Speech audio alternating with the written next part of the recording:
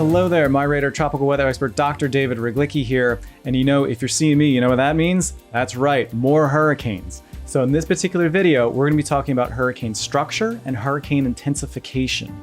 Now, in terms of structure, a hurricane can be cleanly divided into two circulations, the primary circulation and the secondary circulation. We're actually going to spend more time talking about the secondary circulation in this video.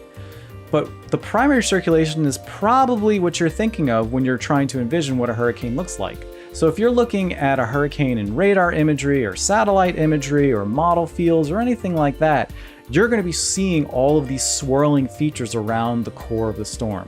And that is the primary circulation. It's all of the tangential velocity associated with the swirling winds of a hurricane. Now, for the secondary circulation, we're going to have to change our perspective a little bit to get a better idea of how this secondary circulation looks. So we're actually going to be taking a slice through the hurricane and look at this in a radius height cross section. Now, the secondary circulation is just an in, up, and out circulation of the hurricane and can be decomposed into three individual components. There is the inflow layer, then the eye wall, that's where the up is, and then the outflow layer going outwards. Now, if we just look at the inflow layer is about a half mile to a mile deep, depending on the intensity of the storm. More intense storms have deeper inflow layers.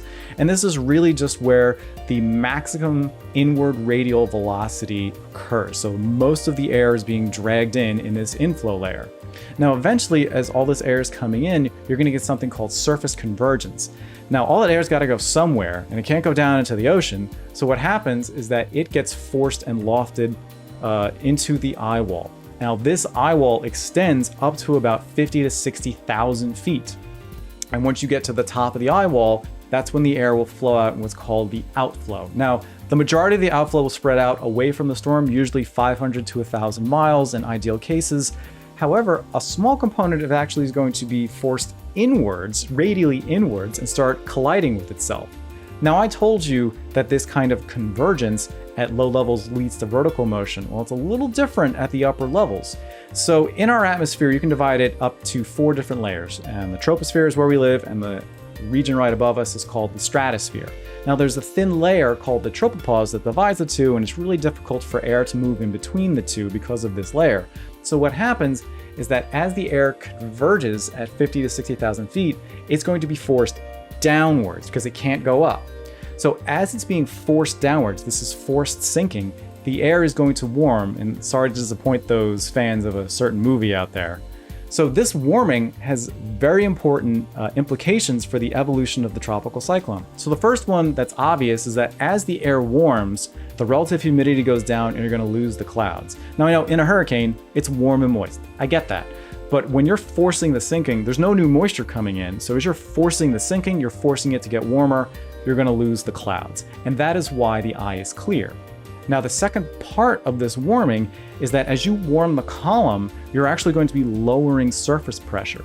Now, the reason this is important is due to something called the pressure gradient force, or the PGF.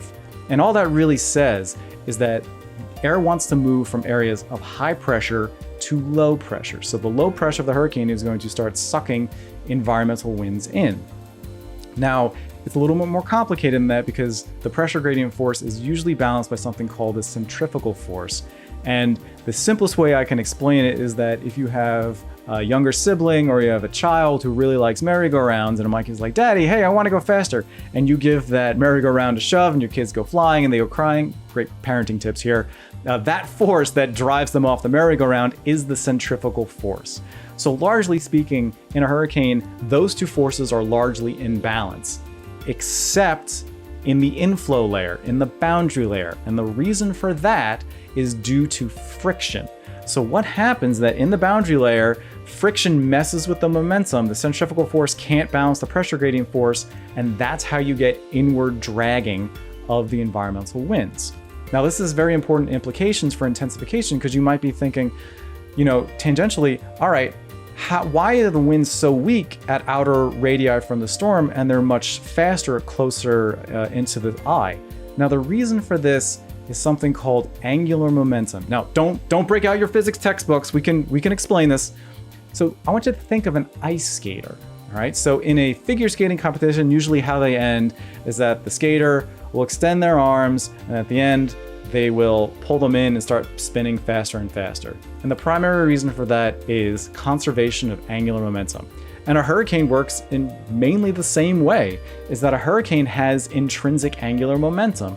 And the way it works is angular momentum is a product of radius and velocity. So if one goes down, the other one's got to go up. So as radius decreases, as that air gets pulled in, velocity has to go up, thereby spinning the storm. Now there's one other component here. You may be thinking, okay, how does the environment play into all this? Now from the Genesis video, and if you haven't watched that, I recommend you do. From the Genesis video, I told you about 4 different ways the environment can affect cyclogenesis. Now those same 4 factors still affect intensification. However, there's one big one we're going to focus on, that's sea surface temperatures. So as air is being dragged inwards in the boundary layer, in the inflow layer, the sea surface temperatures are controlling what are known as moisture and heat fluxes. So due to temperature differences and moisture differences between the air and the ocean, heat and moisture are being added to the air as it gets pulled in. Now eventually it's going to get to that point where it can't go inwards anymore and it's got to go up in the eye wall. Well, if there's sufficient moisture and heat from the ocean, that gives that vertical motion an added boost. So you get more vertical motion, you get more sinking in the eye, you get more warming in the eye, you get lower pressures, you get an increased pressure gradient force, and that's how you spin up the storm by the secondary circulation. So I hope you've learned something today about how a hurricane is structured and about how a hurricane intensifies. Now, I'd also like to remind you, 1, hit that subscribe button, hit that bell so you get notifications when we post new videos, and also leave a comment. We are reading them. If you want to give me ideas for more videos about hurricanes, I'll see what I can do. So once again, this is Dr. David Ryglicki saying thank you very much for watching, and to remind you to be smart, be safe, be well. Until next time.